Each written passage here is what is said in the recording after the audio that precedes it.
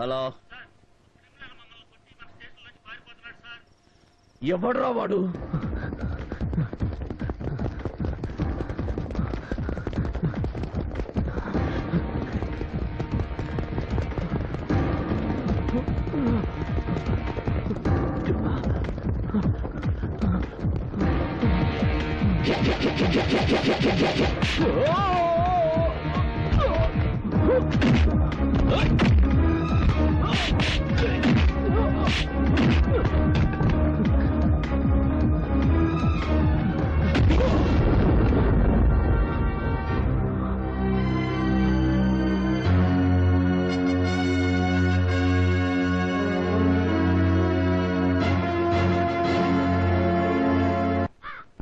ఎందుకు వదిలిపెట్టండి?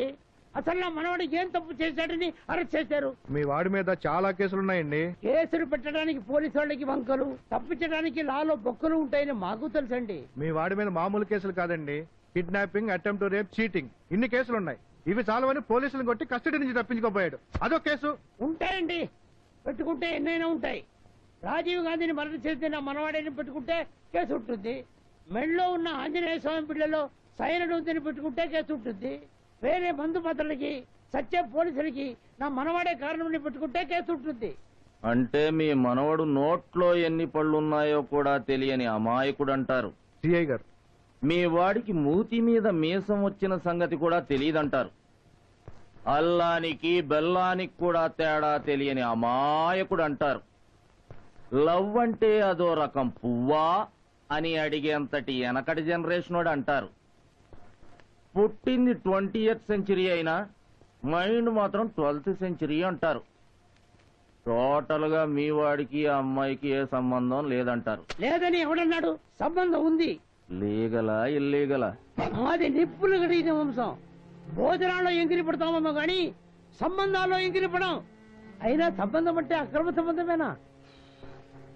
వాడేం పక్కింటోడి పిల్లాన్నో వాడి ఫ్రెండ్ లవర్నో ఎత్తుకెళ్ళలేదు. ఆ అమ్మాయి ఇష్టం లేకుండా తీసుకెళ్ళలేదు, ఇష్టపడి వదలలేదు. వాడికి అమ్మాయికి మధ్య ఏం జరిగిందో విని వాడిది ప్రేమో మోసమో మీరే తెలిసి చెప్పండి. మధు,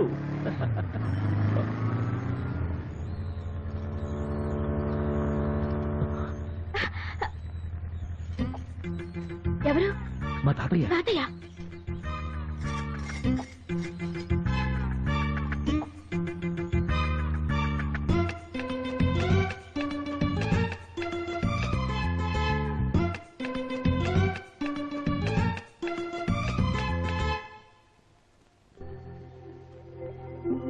ఏంట్రా అలా గుటకలు మింగుతున్నావు? ఎవరా అమ్మాయి? అనేక తాతయ్య, నువ్వు ఇప్పుడు అడగబోయేది కాదు. అమ్మాయి ఎవరు? నువ్వు? తనే మధులత. ఐశ్వర్యారాయ్ అన్న లెవెల్లో చెప్తావేరా? ఇంట్రొడక్షన్ లేకుండానే తినడానికి ఈ అమ్మాయి ఏమైనా ఇందిరాగాంధీయా? మొదలత మొదలత. ఏ అమ్మాయి వయసుకు వచ్చిన కుర్రాడు బండి వెనక ధీమాగా కూర్చొని వాడి నడుపు పట్టుకుని జంకు బొంకు లేకుండా తిరుగుతున్నావంటే మా వాడితో పరిచయం నీకు బాగుందన్నమాట. మాట్లాడవే. తను అడిగితే ఏం చెప్తాం తాతయ్య? అవునరా, తన్ను అడగకూడదు, నిన్ను పెళ్లి కాని అమ్మాయిని వెంటే తిరుగుతావారా రాస్కల్? పెళ్ళైన అమ్మాయితో తిరిగితే బాత్తారు. ఏ నవ్వులాటగా ఉందా? కాదు, లవ్వులాటగా ఉంది. ఏంట్రా కోసావు? అయ్యో తాతయ్య, ఏమైంది తాతయ్య? ఏం కాలేదు తాతగారు. పరిగెత్తే వయసు అయితే నడుస్తూ పరిగెత్తొచ్చు కదా. ఎముకేమైనా విరిగిందేమో. ఉన్నవే అవి, అవి కూడా విరిగితేలా? అయ్యో, అయితే వెంటనే డాక్టర్ పిలుస్తా. ముందు ఫోన్ చెయ్యి. ఫోన్ ఎక్కడ? ఫోన్ ఎక్కడ? ఫోన్ ఎక్కడ? అవును, ఫోన్ ఎక్కడ? మన ఇంట్లో ఫోన్ లేదు. చేసిన ఓవర్ యాక్టింగ్ చాలు, ఇంకా పైకి లేవండి. ముందు విషయానికి రండి. ఏంట్రా చేతులు కట్టుకున్నావు, చలేస్తుందా? మర్యాద. ఆహో, మర్యాద. ఓహో, నాకిచ్చే మర్యాద సరే సరే, అసలు ప్రేమ మర్యాదలు ఏమైనా పాటించారా? అదేరా, నీ ప్రేమ విషయం నాకు ఎలాగో చెప్పలేదు. కనీసం అమ్మాయి ఇంట్లో వాళ్ళకైనా తెలుసా? అయ్యో, ఆ బాధ్యత మీరే తీసుకోవాలి తాతయ్య. నేనా? అవును తాతగారు, మా అమ్మా నాన్నలు చాలా మంచివాళ్ళు. మీరెళ్ళి అడిగితే వాళ్ళు కాదనరు. అంతా శుభం జరిగేటట్టు మమ్మల్ని ఆశీర్వదించడు తాతగారు. ఇప్పుడేంటమ్మా, ఎప్పుడైతే నిన్ను నా మనవాడ వెనకాల చూశానో అప్పుడే మనసారా ఆశీర్వదించేశాను. శీఘ్రమే కళ్యాణ ప్రాప్తి రస్తు. లేవండి, మంచి రోజు చూసి మీ ఇంటికి వచ్చి మీ వాళ్ళతో మాట్లాడతా, సరేనా? థ్యాంక్ యూ తాతయ్య. అయ్యో అయ్యో, వదినా, ఆకలి. నోరు ముయ్యండి. అబ్బా రోజంతా మూయిస్తూనే ఉన్నారుగా, కనీసం తినడానికైనా తెరవనియండి. మధు రాకుండా భోజన గీజలు జాంటానాయి. ఆ చికెన్ ఏవి ఉడకవు. కడుపు మాడిపోతుంది. కడుపులో ఎలుకలు కాదు, ఎలుగుబంట్లు పరిగెడుతున్నాయి. ఎలిఫెంట్స్ పరిగెత్తినా సరే మధు రావాలి. అంతవరకు నో భోజనం, ఓకే? ఆ, మీ అన్నయ్య.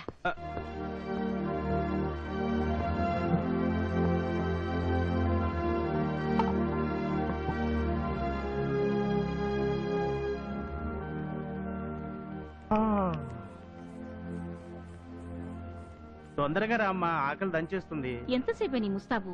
నీకోసం ఎంతమంది వెయిట్ చేస్తున్నారో చూడు. ఏంటి డాడీ ఇది? ప్రతి సండే భోజనం చేయకుండా నా కోసం వెయిట్ చేయడం ఎందుకు? మీరు చేసేయచ్చు కదా. నువ్వు మా అందరితో కలిసి మధ్యాహ్నం భోంచేసే సండే ఒక్కరోజే కదమ్మా. అయినా ఈ చిన్న వెయిటింగ్ ఏముందమ్మా. నువ్వు మీ అమ్మ కడుపులో పడ్డం కోసం 10 ఏళ్లు కళ్ళల్లో ఒత్తులు వెలిగించుకొని వెయిట్ చేశాం. కూర్చో. అవునా, మీరందరూ నన్ను ఇంతగా ప్రేమిస్తున్నారు కదా. రేపు నేను పెళ్లి చేసుకుని అత్తారింటికి వెళ్ళిపోతే? నువ్వు ఎక్కడికి వెళ్ళవమ్మా. మీ ఆయనే ఇక్కడికి వస్తాడు. ఇల్లరిక పనుడు అనమాట. వద్దు, చాలు చాలు. ఏమిటి, నువ్వేమన్నా అందాల పోటీలకు వెళ్తున్నావా? ఈ వెదవ డేటింగ్ చేసి చేసి చీపురు పుల్లలా తయారయ్యావు. చూడు డాడీ. రోజు జాగింగ్ చేస్తున్నావు కదమ్మా, పర్లేదు వేసుకో. ఉమ్.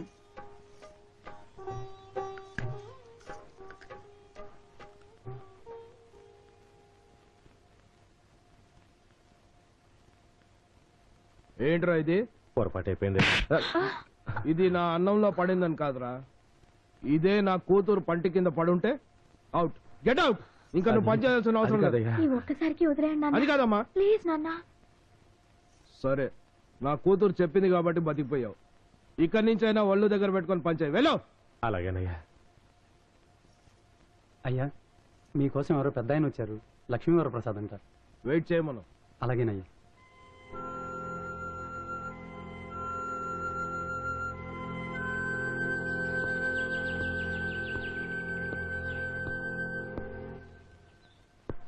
నమస్కారం అండి. నమస్కారం. చెప్పండి. నా పేరు రావుబోదూరు లక్ష్మీ వరప్రసాద్ అండి. బ్రిటిష్ వాళ్ళు పోతూ పోతూ రావుబోదూరు తీసుకెళ్లిపోయారండి. ఆ ఆస్తిపాస్తులు పెద్దగా మిగలకపోయినా భాస్కర్పేట బస్తీలో ఒక చిన్న ఇల్లు ఉంది. నా మనవణ్ణి ఎంబీబీఎస్ చదివిస్తున్నాను. పేరు శ్రీనివాస ప్రసాద్ అండి. చాలా బ్రిలియంట్ స్టూడెంట్. తమ్ముడు అన్నయ్య, వెళ్ళి చెక్ బుక్ పట్టరా. అబ్బాబే, నేను చందా కోసం రాలేదండి. మరి ఓ సంబంధం విషయమై మీతో మాట్లాడడానికి వచ్చానండి. వివరంగా చెప్పండి. మీ అమ్మాయి మధు నా మనవడు క్లాస్మేట్స్. వయసు కదండి, ఇద్దరు ప్రేమించుకున్నారు. పెళ్లి కూడా చేసుకోవాలనుకుంటున్నారు. నేను సీను పెళ్లి చేసుకోవాలనుకుంటున్నాం.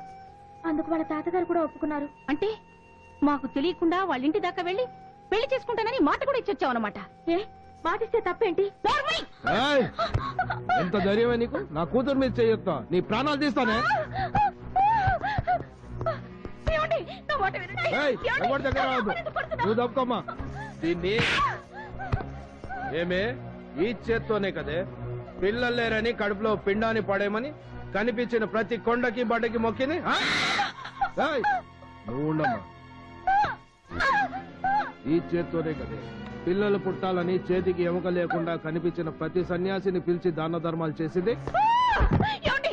అది కదండి, నా మాట వినండి. ఓర్మై! బయట పనులు మీరు చూసుకోండి, ఇంటి సంగతి నేను చూసుకుంటానని ఇంట్లో కూర్చొని ఏం చేస్తున్నావే? వంట చేయడానికి వంట మనుషులు ఉన్నారు, పని చేయడానికి పని మనుషులు ఉన్నారు. నీకున్న పనల్లా నీ స్నానం నువ్వు చేయటం, నీ చీర నువ్వు కట్టుకోవడం, అంతేగా? లేక లేక పుట్టిన ఒక కూతురు బతుకు తప్పుదారి పడుతుంటే పట్టించుకోలేనంత పనులు ఏమున్నాయా నీకు? దాని అతి గతి నా పరువు ప్రతిష్ట పట్టించుకోకుండా ఏం వ్యక్తున్నావే? ఇందులో అమ్మ తప్పే ఉందని అలా గొడ్డును బాధినట్టు బాస్తున్నావు. అతన్ని నేను ఇష్టపడ్డాను, నేను ప్రేమించాను. పెళ్ళంటూ చేసుకుంటే అతన్ని చేసుకుంటాను. కొట్టాలంటే నన్ను కొట్టు.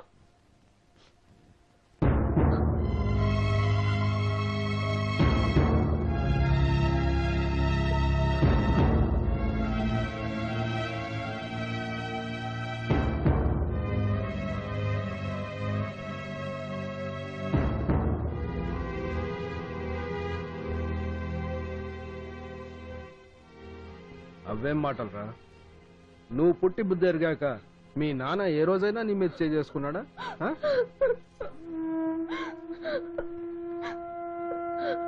ఏడవకూడదు, ఊరుకోమన్నానా? అయినా ఇందులో నీ తప్పేముందమ్మా? వెళ్ళు, లోపలికి వెళ్ళు, వెళ్ళమ్మా.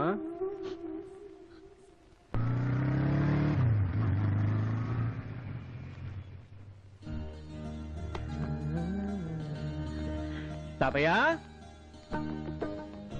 తాతయ్య, తాతయ్య,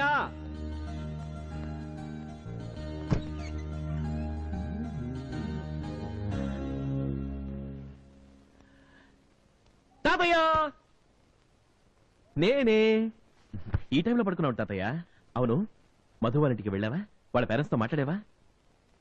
నవ్వుతావేంటి తాతయ్య?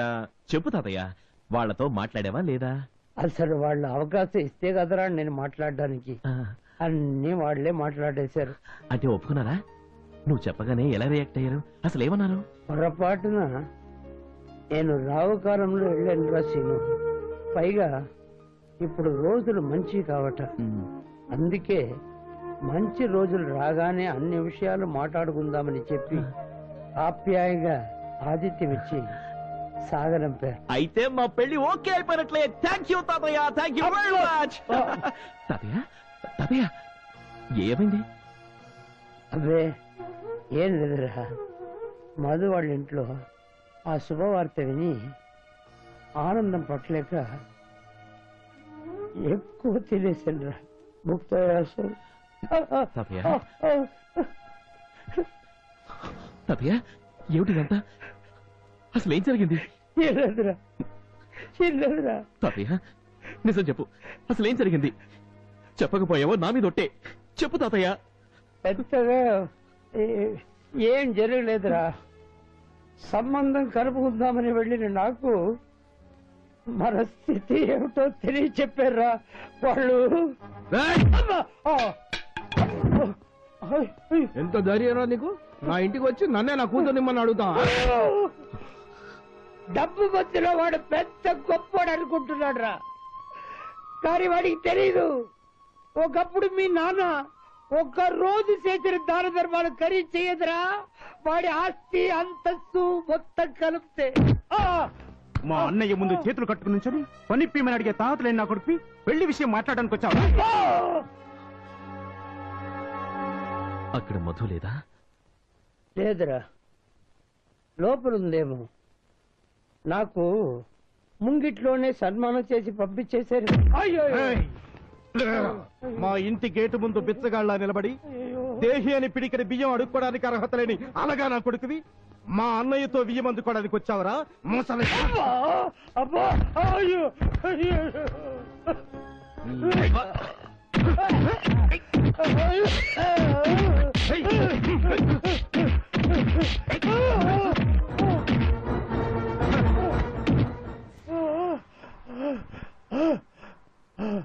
తీసుకెళ్లి గేటు బయట పారేయడం. పెళ్లి సంబంధం కోసం వచ్చాడు. పెళ్లి సంబంధం. థూ.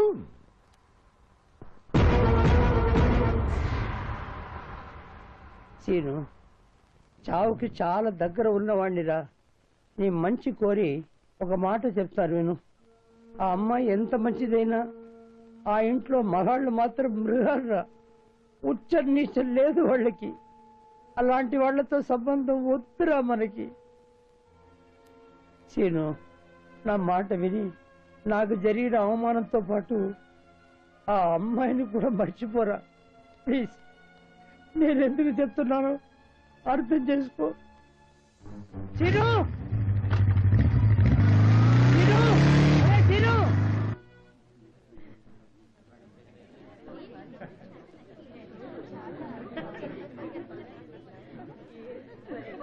నమస్కారం, రండి. ఇన్నాళ్ళు లేని సడన్ గా మధుకు పెళ్లి చేయాలని థాట్ మాకు రావడం, సరిగ్గా మీ అబ్బాయి అమెరికా నుంచి రావడం, ఈ రోజు మంచి రోజు అయి ఉండడం, ఈ మ్యాచ్ సెటిల్ అవ్వడం, ఈ అకేషన్ కి మన అనుకున్న వాళ్ళంతా ఊళ్ళోనే ఉండడం అంతా మా అదృష్టం అండి, శుభసూచకం. ఈ అదృష్టం మీది కాదండి బావగారు, మాది. మీలాంటి ఫ్యామిలీతో ఏ ప్రయత్నం లేకుండా సంబంధం కుదరటం అంటే మాటలా, అంతా మా వాడి లక్కండి. ఏమిటమ్మా మాటలు? ఏ తండ్రైనా తన బిడ్డ సుఖాన్ని కోరుకుంటాడు కానీ కష్టాన్ని కాదు. నువ్వు సుఖపడాలని ఈ సంబంధం చూశారమ్మా మీ నాన్నగారు. పచ్చబద్ధం. ఆయన ప్రెస్టేజ్ కోసం, స్టేటస్ కోసం ఈ సంబంధం తెచ్చారు. ఒకరిని ప్రేమించిన నన్ను ఇంకొకరికి అంటగట్టడానికి ప్రయత్నిస్తున్న ఆయన నాకు తండ్రి ఎలా అవుతాడు? ఇదిగో మీ అందరికీ ఆఖరి మాటగా చెప్తున్నాను వినండి. ఒకరిని ప్రేమించి ఇంకొకరితో సంసారం అనే వ్యభిచారం నేను చేయలేను.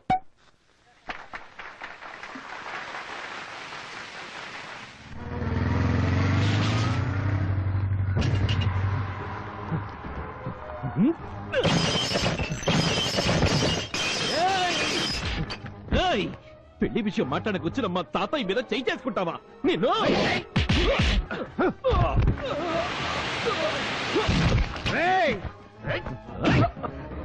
కొసలడానికి కూడా చూడకుండా గుడ్డలు బదిలిట్టు మీరు మనుషులేనా? ఆయన కొట్టడం కదా, దమ్ముంటే నన్ను కొట్టండి.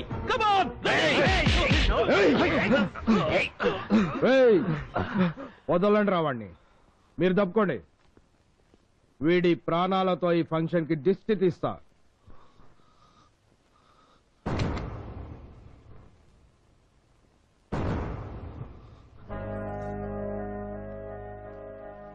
కాల్చండి నాన్న, ఆగిపోయారే. ముందు నన్ను చంపిన తర్వాత సీను చంపండి. మధు, ఇది నా తండ్రికి నాకు సంబంధించిన విషయం. మీరెవరు మాట్లాడకండి. అంతా వినండి. ఇక్కడ పెళ్లి కొడుకు ఎవరో అతనికి చెప్తున్నాను. ఈ పెళ్లి నాకు ఇష్టం లేదు. ఇతను నేను ప్రేమించుకున్నాం. బతికుంటే పెళ్లి చేసుకుంటాం, లేకపోతే కలిసి చేస్తాం. అవునన్నా, మీకు ఇష్టం లేకపోయినా నేను ఇతన్నే చేసుకుంటాను. మీ ఆస్తి నాకు అవసరం లేదు. మీ ఇంటి పేరులో ఇనిషియల్ కూడా నేను వాడుకోను. మీ కూతురు నన్ను బర్త్ సర్టిఫికెట్ చించేసి రోడ్డు మీద పెరిగిన ఒక అనాథల సీనుతో వెళ్ళిపోతాను. అందువల్ల మీ పరువు పోతుందనుకుంటే మమ్మల్ని చంపేయండి.